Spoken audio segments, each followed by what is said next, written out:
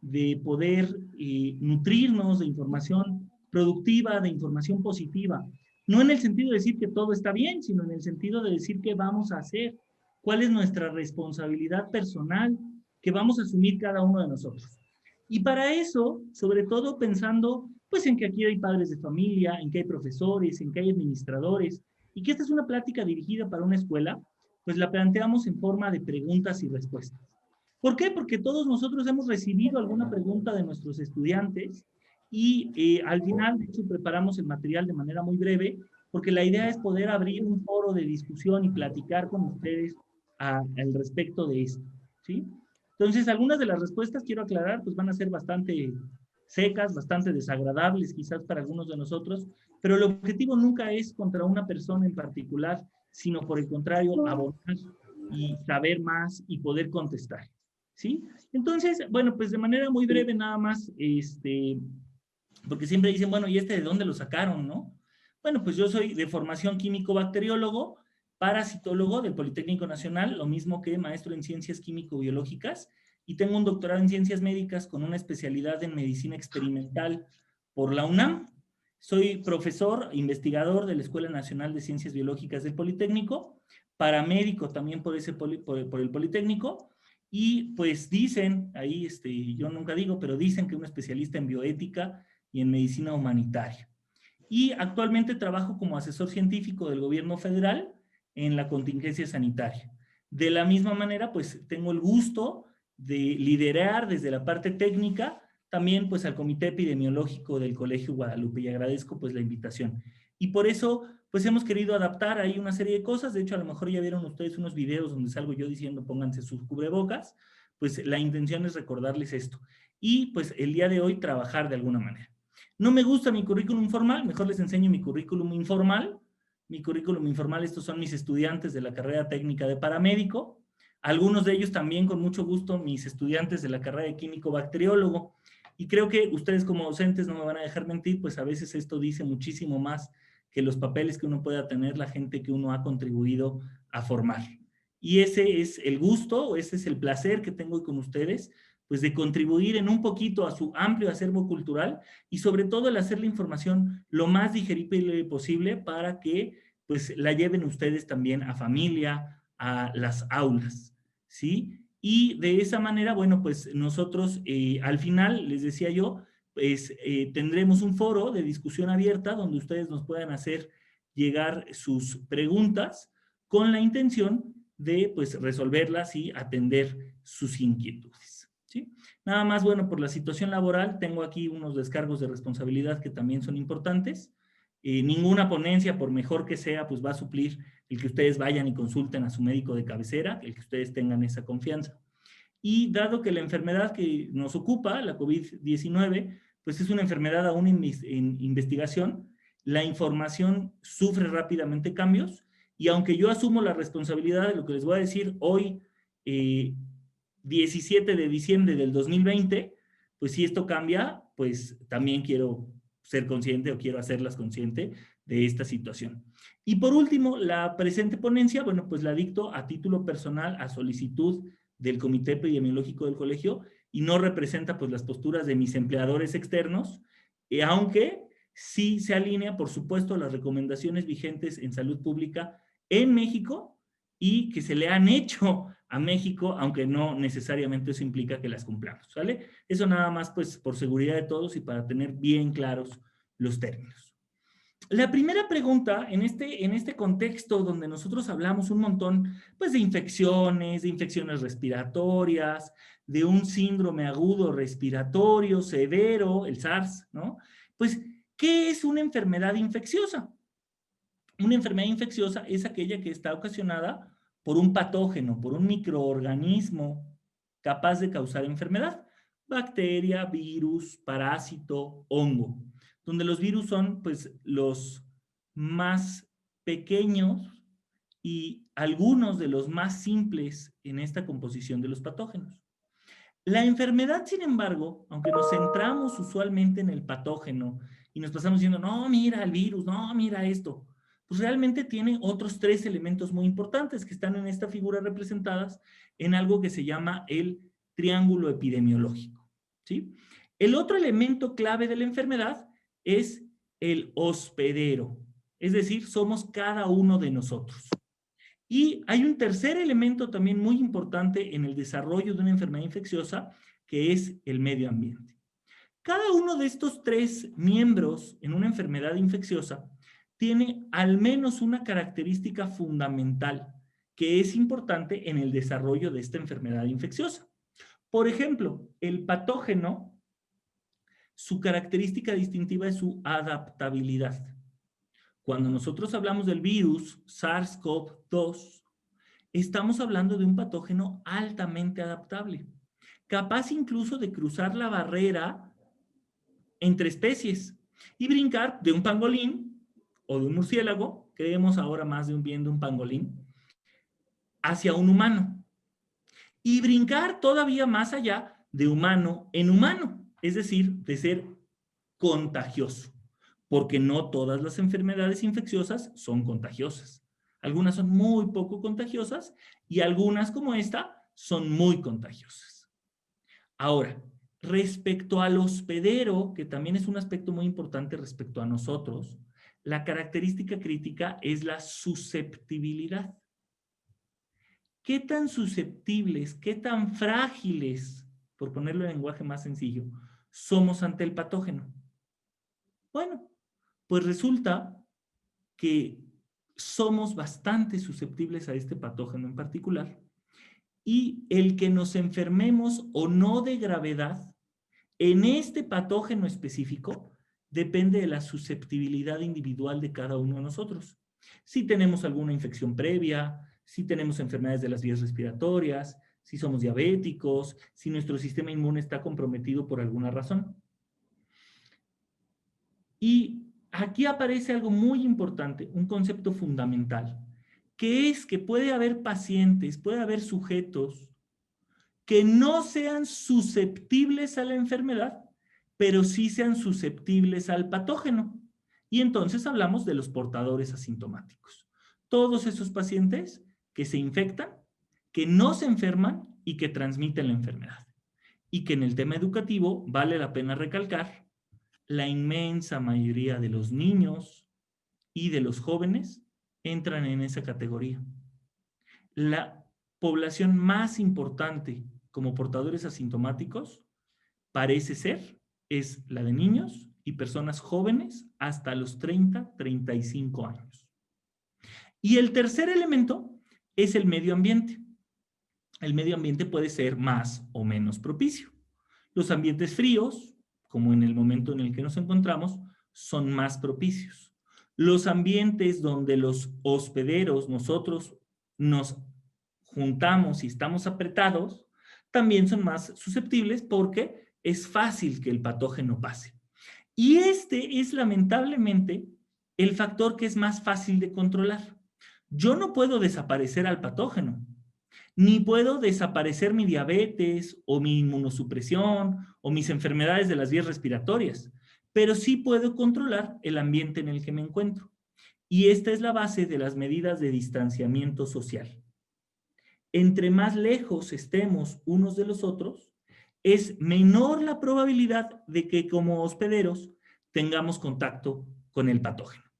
Y este es un punto fundamental para el que nosotros podamos prevenir y combatir esta enfermedad.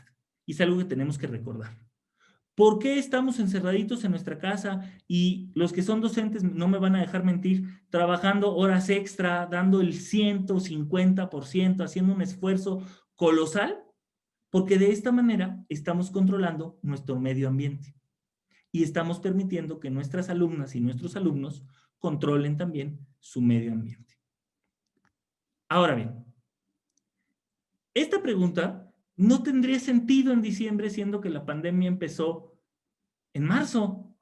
Y sin embargo, hoy tuve que salir por una cuestión laboral, venía en el metro y la escuché. ¿Sí es neta eso de la pandemia? No, ya en serio, no manchen. No estoy buscando datos muy sofisticados, Esta captura es de hace un ratito. Me hubiera encantado que fuera a las 7, pero a las 7 tenía yo que estar aquí. ¿Por qué? Porque los datos se actualizan todos los días en la conferencia de las 7 de la noche. Estamos hablando nada más en México de 273,000 casos, ¿sí? Y estamos hablando de un total de 116,000 muertes, ¿sale? Estos 273,000 casos en la Ciudad de México acumulados desde el inicio de la pandemia, en el país 1.28 millones de personas. Y nunca falta el que nos dice y el que nos podría cuestionar, pero es que ha habido pandemias más grandes en la historia. Sí, es correcto. En términos de cuánta gente ha muerto, ha habido pandemias donde ha muerto más gente. Pero siempre antes del desarrollo de los antibióticos y del desarrollo moderno de las vacunas. Es decir, no es comparable la pandemia de COVID-19, por ejemplo, con la gripe española. Es que comparada con la gripe española no se ha muerto nadie, no sé por qué se azotan. Lo he oído y seguramente lo han oído decir más de una vez. Pero no podemos comparar un contexto en el que existen las vacunas, en el que existe la tecnología, en el que la medicina ha dado un avance en estos últimos 100 años más grande del que había dado en los 2000 años previos. Y a ese respecto, no voy a señalar políticamente a nadie ni a nada, pero aquí hay una noticia publicada el día de ayer. A pesar de vacuna, epidemia de COVID-19 seguirá al menos en todo el 2021. Atribuido a un personaje cuyo rol como responsable del manejo de la pandemia en México lo llevó a decir a ese mismo personaje prácticamente Marco, la idea era, ¿te acuerdas ¿sí?, que esto no iba a pasar de los 60,000 muertos, que esa era la cifra catastrófica, que no iba a durar más de unos cuantos meses. Y la realidad es que hay que asumirlo, la epidemiología y la salud pública son muy parecidas a veces a la meteorología. Hoy no va a llover y sale uno encantado de camisetita corta, de shorts, y es el día que diluvia. Recordemos, la epidemiología construye predicciones. Y hay por ahí una regla en la medicina de desastres que dice: el mejor plan dura 30 segundos en el momento que choca con la realidad. Entonces hay que asumir nuestra responsabilidad, porque pues no podemos esperar que la política pública resuelva todo lo que está pasando. ¿Por qué? Porque hay gente de nosotros que sigue preguntándose esto. Y entonces, ¿de qué depende esa cosa, la curva epidemiológica? Que por cierto, hablar de un rebrote es una postura muy positiva y muy laxa. Un rebrote supondría que se controló y que hay un nuevo brote. Lo que estamos viendo, lo que estamos viviendo en México es un repunte, un cambio en una tendencia que iba a la baja cuando más y que ahora va a la alta de una manera histórica. ¿Sale? Me encantaría decirles que este es el único. Sabemos por modelos, por predicciones, por el comportamiento en otros países, que nos falta un tercer repunte. ¿Sale? ¿Cuándo vamos a ver el tercer repunte? Cuando empiece la vacunación. Este repunte es lógico, ¿sí? Si nosotros lo vemos en fechas, se vuelve muy intenso hacia el 28 de noviembre, después de un fin de semana feriado. Y va a seguir a la alta, ¿sí?, después de las festividades decembrinas. Aquí hay una correlación muy estrecha. 12 de diciembre, por ejemplo, empezamos a ver hospitalizaciones masivas el 16 de diciembre. ¿Sí? ¿Qué estamos pensando a este respecto? Que esto va a tender a bajar en enero, ¿sí? Aquí se ve en la curva con los datos reales contra los datos de la peor predicción posible en rojo, que esto va a disminuir en enero. Y cuando la vacuna empiece en marzo, esperamos un rebrote cuando menos de esta intensidad, o un repunte cuando menos de esta intensidad. ¿Por qué? Porque hay un efecto social muy importante cuando la gente diga, ¡ay, mira, ya está la vacuna, ya no pasa nada! ¿Para qué te azotas? ¡Pum! Relajamos las medidas de autoprotección y viene un tercer elemento también muy importante. Estos datos son deprimentes, estoy de acuerdo. ¿Tenemos algo que hacer a estos datos? Claro que sí. Y para eso tenemos que conocer un concepto clave en epidemiología, que es el concepto de R. R0, R', RO, incluso la vamos a encontrar en artículos, en revistas, en los periódicos. R se refiere a cuánta gente puede contagiar una sola persona enferma.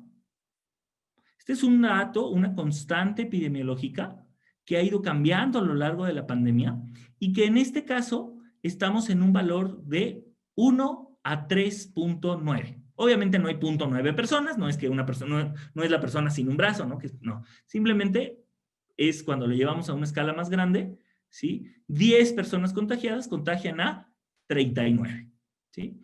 Y eso quiere decir que cada persona puede contagiar a 4 personas, vamos a redondearlo, a su alrededor.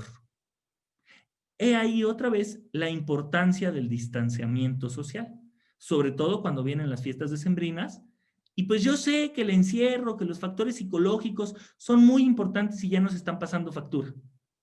Y que por más que nos esforcemos, un brindis en Zoom jamás va a ser el brindis navideño. Y que aunque me manden a mi casa la cena de Navidad cocinada, deliciosa, por mi abuelita, pues el bacalao no sabe igual en mi casa que en casa de mi abuelita. Yo lo sé perfectamente. Pero tenemos que considerar a estos contagiados.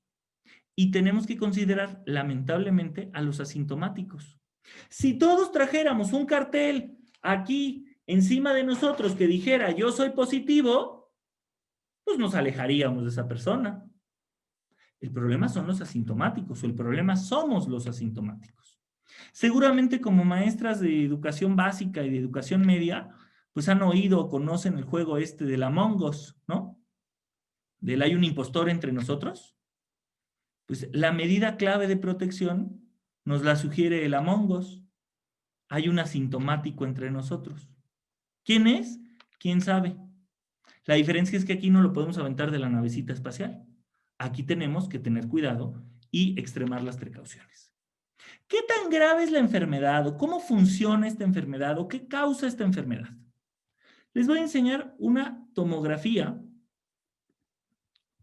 ¿sí?, de un paciente enfermo. A lo mejor esto es algo que no estamos acostumbrados a ver. Les explico. Estas son una serie de cortes, de fotografías obtenidas a lo largo de un cuerpo. Imagínense a alguien acostado, ¿sale? Y voy a sacar rebanaditas de su cuerpo desde arriba, desde la cabeza. Esta es la columna vertebral y este es el esófago y la tráquea, ¿sale? Es decir, nuestro tubito para pasar alimento y nuestro tubito para respirar. Y estos dos huecos que están llenos de aire, por eso se ven negros como el aire alrededor del cuerpo, son los pulmones. Y deberían estar como este pulmón, a esta altura, totalmente negritos, ¿sale? ¿Qué tiene esto? Sí, estos son los tubitos, estas son las vías respiratorias, los bronquios, los bronquiolos y los alveolos, formados de cartílago, que es lo que aquí se ve blanco. Pero el resto debería ser negro porque es aire, el aire que en este momento metemos. Esto es la enfermedad. Esto es el tejido pulmonar afectado que ha sido reemplazado por tejido fibroso, por una cicatriz, pues. Quiero que vean cómo conforme vamos bajando por el cuerpo, la cantidad de tejido pulmonar afectada es cada vez mayor y aparece también en el otro pulmón. Vemos ahí que prácticamente ocupa el 50% del espacio pulmonar en el caso del pulmón izquierdo y que ocupa más o menos el 10% del tejido pulmonar en el pulmón derecho. Es decir, esta persona está respirando a una fracción de su capacidad respiratoria normal.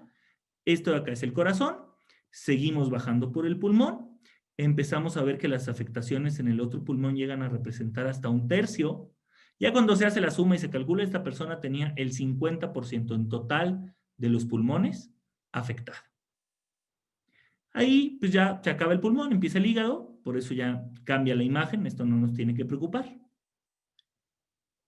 Y esto, o esta imagen, me parece muy relevante,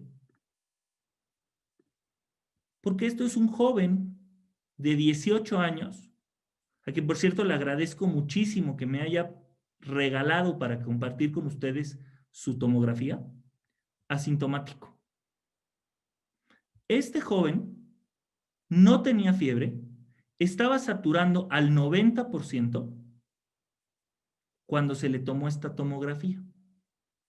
Esta tomografía se le tomó porque si yo siguiera para abajo, el joven tenía una pancreatitis y entró al hospital por una pancreatitis y a la hora de hacer la tomografía, oiga, ¿usted tenía COVID? No, pues ya tiene. ¿Y le dio en el hospital? No, porque esto fue a la hora del ingreso al hospital. ¿Cuánto tiempo llevaba así? 15 días. ¿Sale? Después de internarlo, pues felizmente está vivo, está bien, está en tratamiento, está iniciando su recuperación. Pero me parece muy valiosa para pensar en los efectos de la enfermedad. Y ojo, pensamos solo en el pulmón, pero se han descrito casos de COVID extrapulmonar, COVID que afecta a órganos diferentes al pulmón. Su servidor, y ahí pues no es falsa modestia, pero con mucho orgullo les digo, en México, nuestro equipo de trabajo describió el primer caso de COVID cardiovascular que causa infartos en personas mayores. Y hay descritos casos de neurocovid, ¿sale? Que causa afectaciones neurológicas muy parecidas a una demencia senil. Y hay también descrito casos de COVID renal que afecta riñones. COVID mucocutáneo que afecta tejidos blandos, ¿sí? Y algunas otras variedades de esta enfermedad. Esta enfermedad, hay que ser muy honestos como científicos, nos ha venido a reenseñar todo lo que sabíamos de enfermedades infecciosas. ¿Por qué? Porque generalmente ante una enfermedad infecciosa, pues hay un diagnóstico muy sencillo, pero como aquí hablamos de un virus, el diagnóstico se realiza a través de una prueba. Una prueba que puede ser serológica para detectar anticuerpos o una prueba molecular que detecta el RNA, es decir, el material genético de este virus. ¿Cuál es la clave? Pues que la técnica de PCR es difícil y tarda, lo que la hace lamentablemente costosa. Es muy eficaz porque al extraer el RNA y al analizarlo a través de esta reacción en cadena de la polimerasa, que es lo que quiere decir PCR, permite la detección del virus desde los primeros momentos de la infección. Es decir, por ahí del día 3 o del día 4, después de haber tenido contacto con el virus, mucho antes de manifestar síntomas. En la prueba serológica, solo se detectan las infecciones avanzadas porque el sistema inmune tarda días en generar anticuerpos. ¿Cuántos? Entre 10 y 14 después de la infección. Es muy fácil de hacerla. De hecho, aquí esta es la versión complicada porque ustedes saben que hay unos cartuchitos igualitos a las pruebas de embarazo, donde uno se pica el dedo y le pone la gota de sangre. Es mucho más económica y es rapidísima. Nos da resultados en 15 minutos. ¿Cuál es el problema? Que solo detecta la formación de anticuerpos. Esta prueba se puso muy de moda y ustedes, los adultos aquí presentes, deben recordarlo. Fue muy importante para la epidemia de 2009 de influenza porque permitía detectar anticuerpos contra influenza. ¿Cuál es el problema? Que esta enfermedad, la COVID, nos ha puesto en muchos problemas porque no todos los pacientes que se infectan generan anticuerpos. Y entonces se calcula que aproximadamente el 60% de los pacientes que dan, del 60% de los pacientes que dan negativos a esta prueba, un 30% realmente son positivos.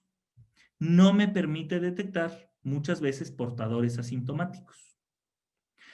Estos últimos 15 días se ha autorizado una tercera prueba, ¿sale? Porque aquí lo era muy fácil. Oye, ¿qué prueba te hicieron? No, pues fíjate que me picaron la nariz y como si me hubieran picado el cerebro, me dolió un montón.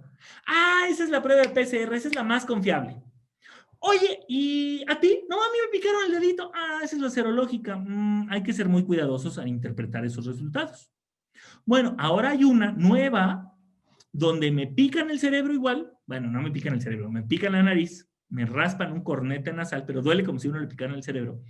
Me toman una muestra de moco, pero en lugar de detectar el DNA o en lugar de detectar los anticuerpos que no son parte del virus, detectan esta proteína, la proteína Spike, que es clave en el coronavirus y es la que permite que el coronavirus entre en las células del pulmón.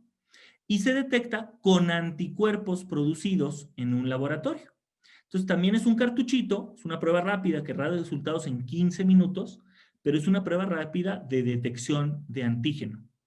Y los resultados de esa prueba son comparables a los de la PCR, pero es muy fácil de realizar, es rápida, me da resultados en 15 minutos y me permite detectar infecciones tempranas. Oye, ¿y en costo esa prueba cómo está? Es un poquito más cara que la serológica. Las serológicas ahorita deben rondar los 400 pesos. Esta está cerca de 700 u 800 pesos. Pero sus resultados son equiparables a la PCR, que la PCR más barata la van a encontrar ustedes en unos 1,000 pesos y en la mayoría de los lugares está cerca de los 2,000, ¿sale? Y es un resultado equivalente. Entonces, por ahí si van y les pican la nariz y, oye, nada más dime, esta prueba que me estás haciendo, porque a veces nos pasa en el trabajo o nos pasa que vamos a consulta y nos hacen la prueba ya, la clave es preguntar, oye, la prueba que me hiciste es una prueba rápida. Sí, es en un cartuchito, mira, ya los tengo aquí prefabricados. Oye, ¿y detecta anticuerpos o detecta antígenos? Ah, detecta antígenos. Perfecto. Ojo, el otro punto importante al hablar de las pruebas es que me detectan en el momento que me hicieron la prueba. Porque a veces nos toca, pues, pacientes en el hospital que dicen, no, es que yo ya me hice la prueba y estoy bien sano. Oye, pero ¿cuándo te hiciste la prueba? No, pues hace 15 días. Y por eso, pues por eso ya salgo al centro, ya fui a hacer mi compra de Navidad, ya fui al súper, ya fui a visitar a mi abuela. Ojo, aguas. Eso te dijo que eras negativo hace 15 días. No te dice que vas a seguir siendo negativo. Pero tengo anticuerpos. Sí, pero en el COVID, de manera particular, los anticuerpos no protegen al 100%. Ese es otro punto importante a tener en consideración.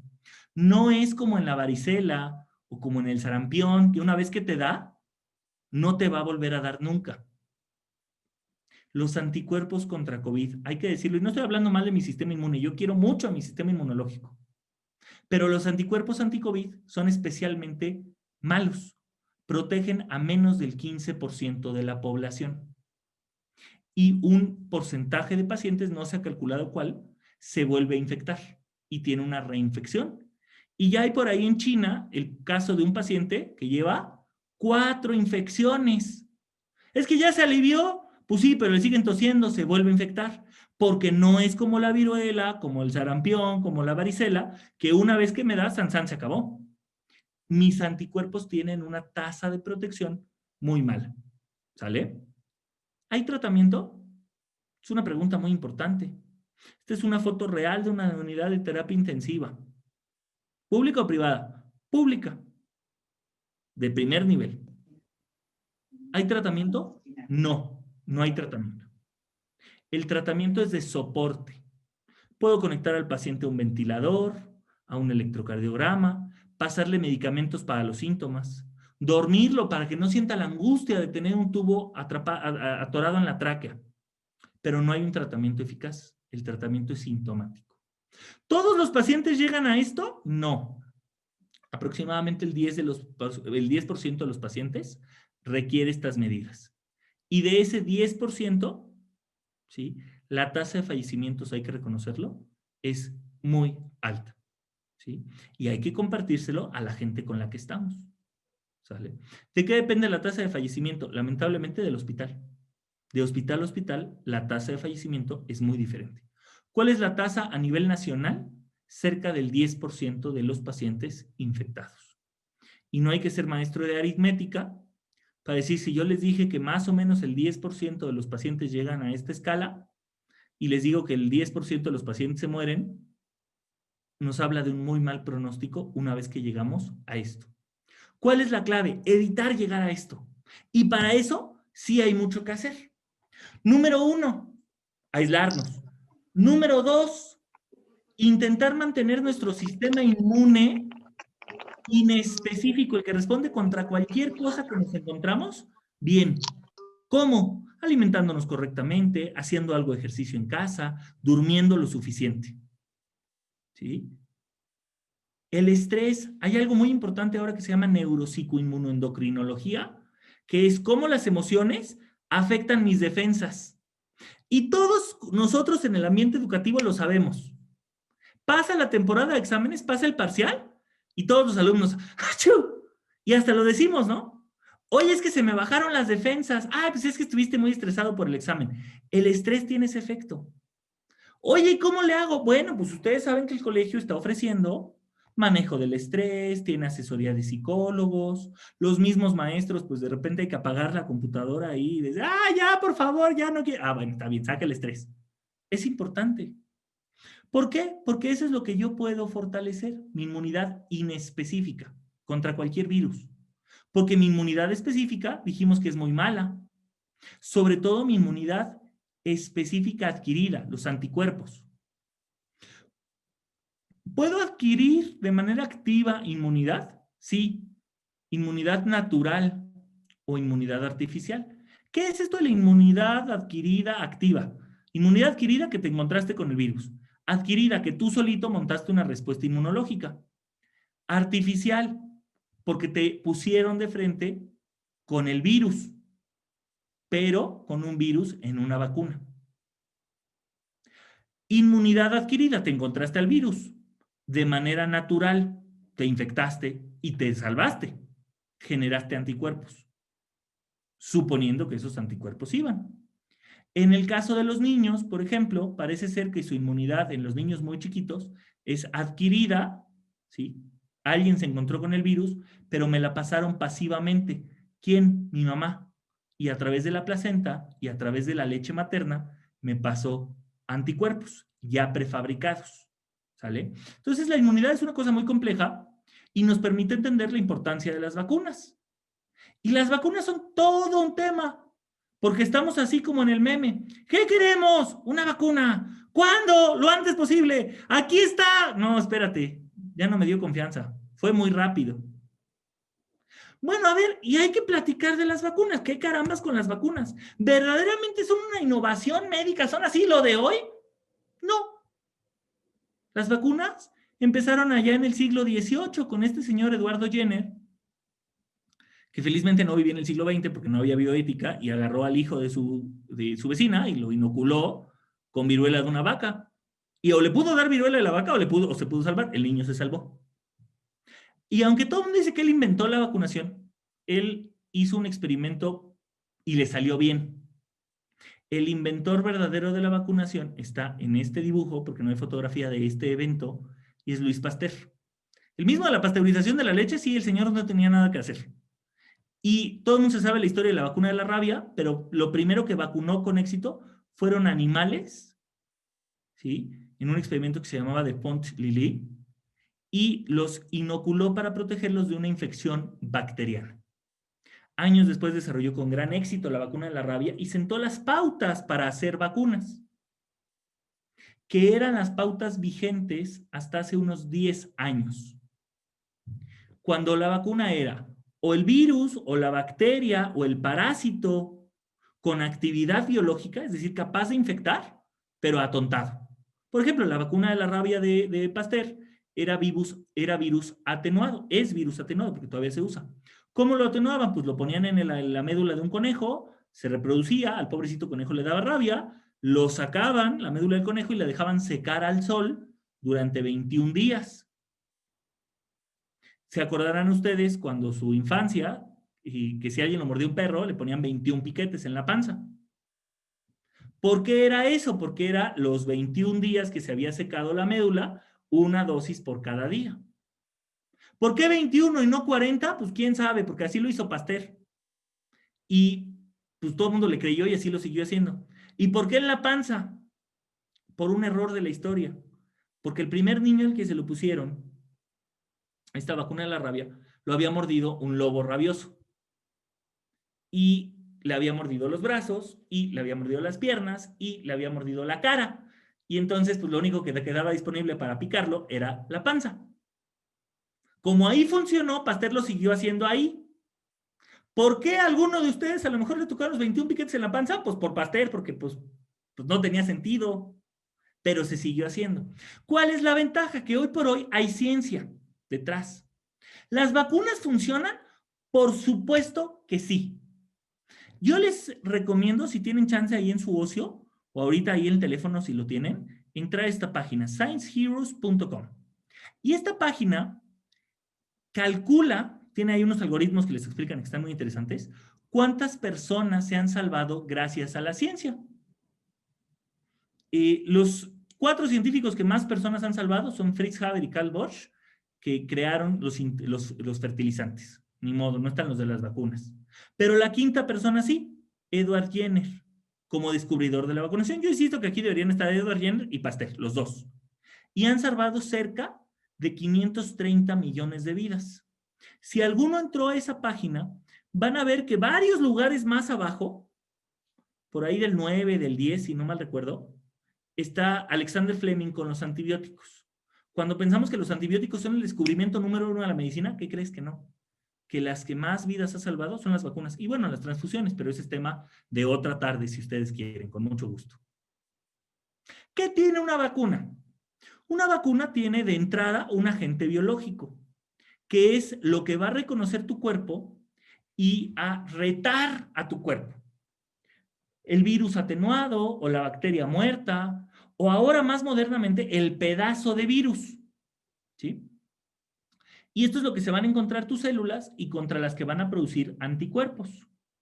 Pero obviamente se necesita muchas veces pues un adyuvante, un compuesto que refuerce la capacidad de la vacuna para protegerte.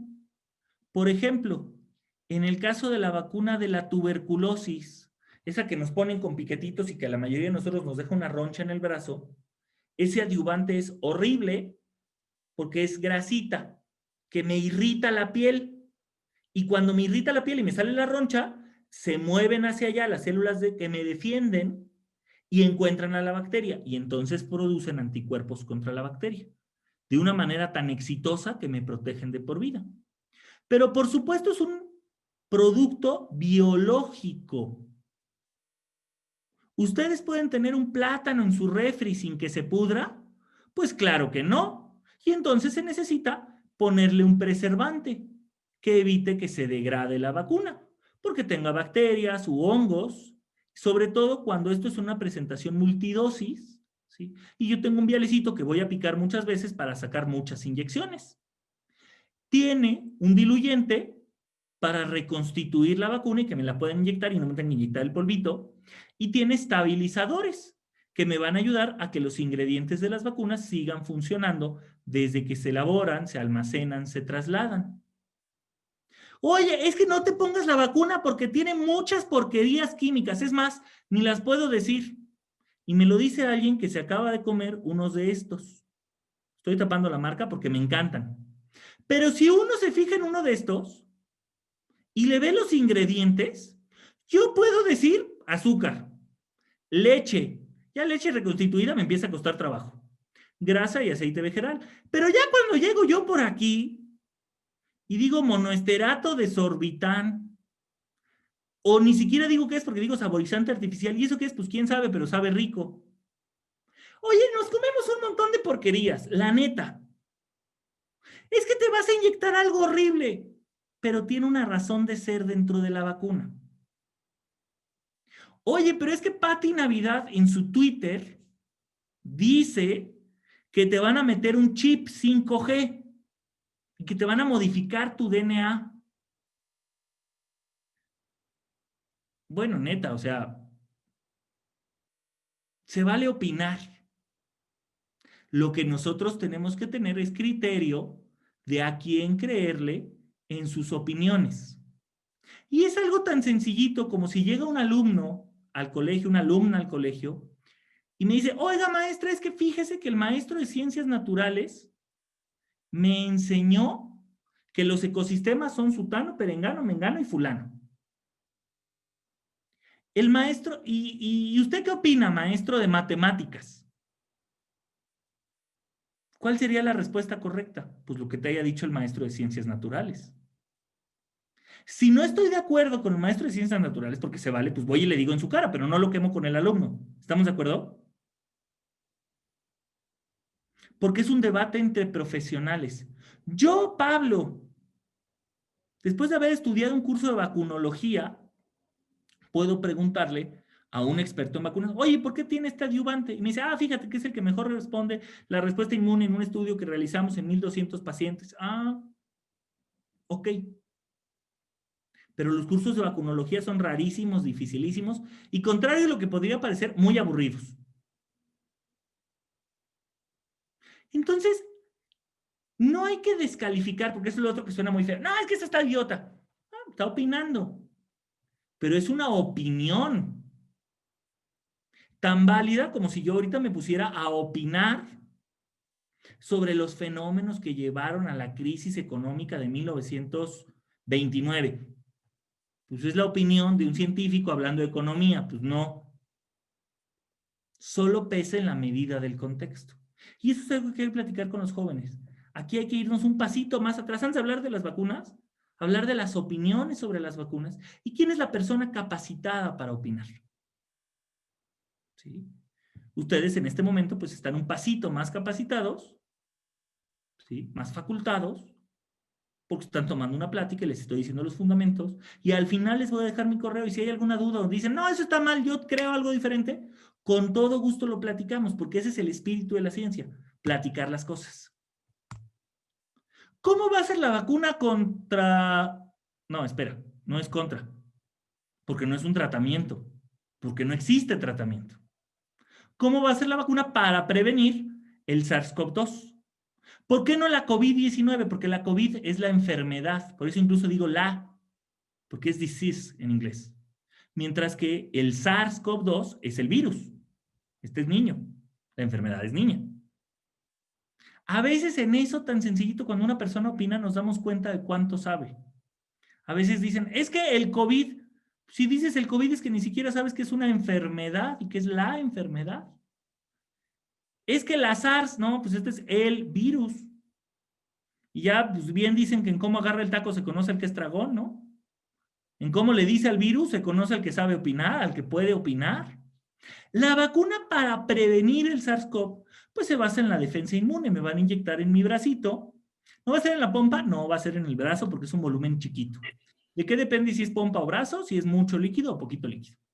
Va a ser poquito líquido, menos de 1 mililitro, me lo van a poner en el brazo, donde unas nanopartículas que van a ser bolitas de aceite, de un aceite purificado, pero un aceite igualito a los que tenemos en el cuerpo que forman la membrana de nuestras células, va a entrar y va a migrar a través del sistema linfático. El sistema linfático se encarga de mover las grasas en el cuerpo.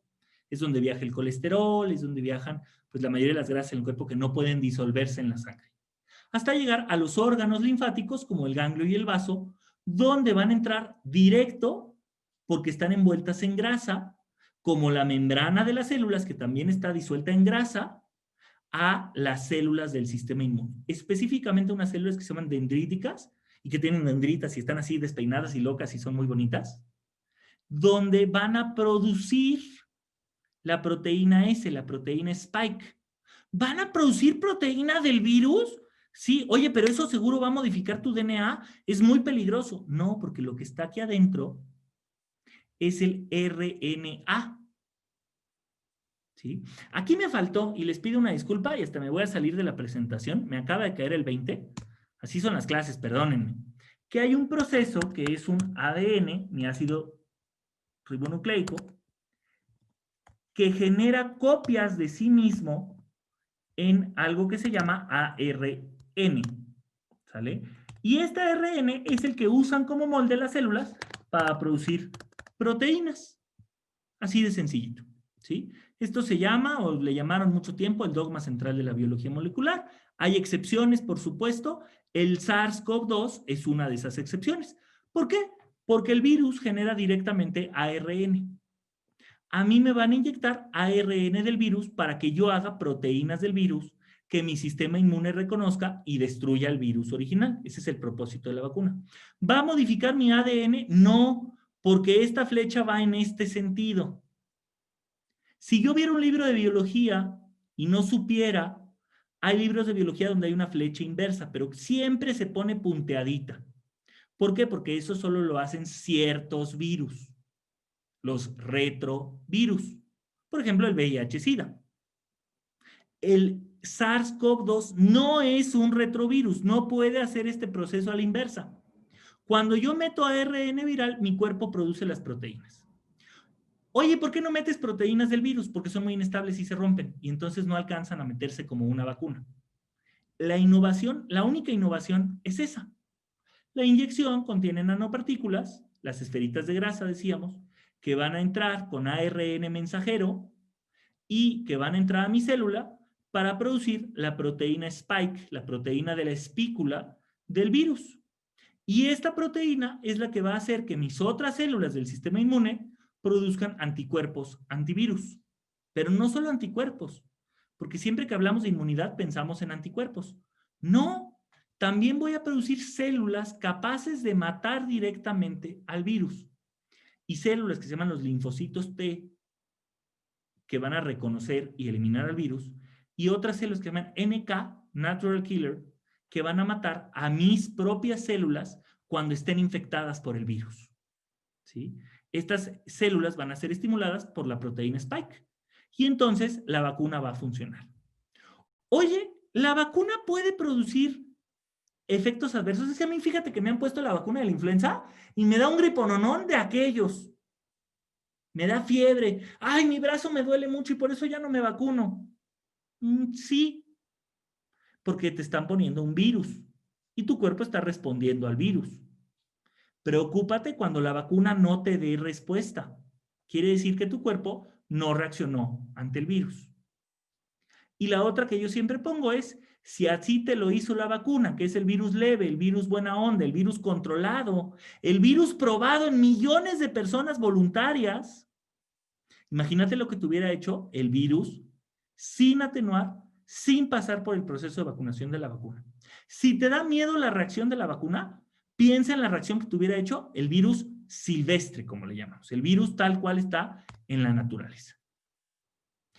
Oye, estuvo chido tu choro, qué padre, me mareaste, me contaste un montón de datos, me enseñaste un meme muy chistoso. ¿Y las clases para cuándo? Y aquí viene una pregunta detrás. El quid de la cuestión. ¿Mi prioridad debe ser ir a la escuela y tener clases? ¿O mi prioridad debe ser estar vivo y que mis seres queridos estén vivos? Esto se trata de acomodar las prioridades. Es que ya va a empezar la vacunación. Sí, si ya vieron el esquema de vacunación con personal de la salud. Y les puedo decir, ni siquiera todo. Yo soy químico de formación. Y los químicos no estamos incluidos en el esquema de vacunación. En el estado de Veracruz no hay datos de cuántas infecciones ha habido los últimos 3 días porque los químicos se organizaron y no han tomado muestras para hacer diagnóstico. Los afanadores que limpian para que no haya virus en el piso y no te vayas a infectar, tampoco están contemplados en el esquema de vacunación. Y esto es hasta marzo. Nos empieza a tocar a los demás trabajadores de la salud de marzo en adelante. Y es cuando empieza con la población adulta mayor. Y de ahí para abajo. La vacunación no va a ser total hasta 2022. ¡Ay! El doctor dijo que la vacunación, que no va a haber clases hasta 2020. No. Que no va a haber vacunas para todos hasta 2022. La realidad de cuándo va a haber clases no la sabemos porque depende de cómo se distribuyan las vacunas. Yo veo bombo y platillo en las noticias y oía cierto funcionario público diciendo, es que ya, misión cumplida con las vacunas. Y si saben de qué secretario de Relaciones Exteriores habló, me dirían, a ver, ¿cómo? Espérate, es que ya las compramos. Ajá, pero no ha llegado ni una. No has vacunado a nadie. Estamos muy lejos de la misión cumplida. Y la otra es que ese esquema de vacunación, esa es la vacuna de Pfizer y la de Moderna, de la que les enseñé el mecanismo de acción, necesitan estar ultracongeladas porque vienen disueltas en grasita. Y entonces, si no están en un congelador a menos 70 grados, la grasita se rompe y la vacuna se inactiva. Y no hay congeladores suficientes para una distribución masiva de la vacuna. Y hay una negación pública a que la vacuna se importe por particulares. Los motivos de esta son para otra discusión, larga y tendida, pero no los vamos a analizar hoy, pero es algo que va a limitar el número de vacunas disponibles. ¿Y entonces qué hacemos? Ni modo, la mejor estrategia de prevención, insisto, y no me canso de repetirlo, es la distancia social, es el aislamiento voluntario. Es que no todo mundo lo puede hacer. Sí, pero la mayoría de los que estamos en un colegio privado tenemos la posibilidad, si no nosotros, porque nosotros tenemos que salir y trabajar, si nuestros hijos. No veo a nuestros hijos, no veo a nuestros alumnos limpiando vidrios en una esquina. ¿Sí? Entonces pueden guardarse. Y ellos son los portadores asintomáticos, son los que me pueden traer la enfermedad a casa, contagiarme a la abuelita. ¿Para cuándo las clases? Para cuando esta curva de verdad vaya para abajo y vaya de manera sostenida. Ojo, los datos y la intención política pueden ser diferentes. ¿Por qué? Porque la presión política es brutal. Yo no quisiera ser el secretario de salud, bueno, el subsecretario de salud, para resentir estos datos y tener que dar respuestas. Pero tampoco quisiera ser el niño que perdió a su papá, a su mamá, a su abuelita. Entonces tenemos una responsabilidad ética de quedarnos en nuestra casa y combatir las enfermedades. De combatir la ignorancia, como lo estamos haciendo en esta tarde, noche, perdónenme, de jueves, para dejar de ser esclavos de esa ignorancia, de esas enfermedades. Y el compromiso, dado que la política del general Cárdenas y la política actual son muy diferentes, el compromiso ya no podemos dejárselo a una sola persona o a un gobierno, lo tenemos que asumir cada uno de nosotros. Por eso, pero dime, ¿para cuándo las clases? Con todo lo que dijimos, con todo lo que explicamos, no te voy a contestar. Y le voy a aventar como Jesucristo. Y si a Jesucristo le funcionó, ¿por qué a Pablo González no? Con otra pregunta. ¿De verdad te preocupan más las clases que tu propia vida? Después de ver esa tomografía de un asintomático, yo pensaría que no. Y que la vida de tu familia. ¿Va a haber clases? Claro que va a haber clases. Leí una carta de un soldado de la Segunda Guerra Mundial. Bellísima. Porque decía que los eventos fundacionales, como la Segunda Guerra Mundial, o como esta pandemia, son muy aburridos, difíciles y tediosos de vivir, pero muy divertidos de contar a los nietos. ¿Quieres contárselo a los nietos? Síguete cuidando. Sigue cuidando a los tuyos. Ten esa responsabilidad. Ya regresaremos a clases y la otra es en clases, se los digo como profesor a nivel superior y se los pido como colega docente, tampoco nos azotemos. Ya bastante tenemos con las malas noticias. Vamos a cuidarnos integralmente, física, emocional, psicológicamente. Y la gran ventaja para esto es que la educación es una herramienta fundamental. Este contenido está disponible o va a estar disponible a través de estos medios de contacto. Se los puedo compartir con muchísimo gusto. Y si no mal recuerdo, la maestra Elizabeth nos puso ahí en el chat que se estaba grabando, por si la quieren revisar, por si la quieren compartir. Estamos a su disposición. Para mí es un gusto el haber compartido con ustedes esta hora de nuestras vidas y les pido de la manera más atenta, sigámonos cuidando.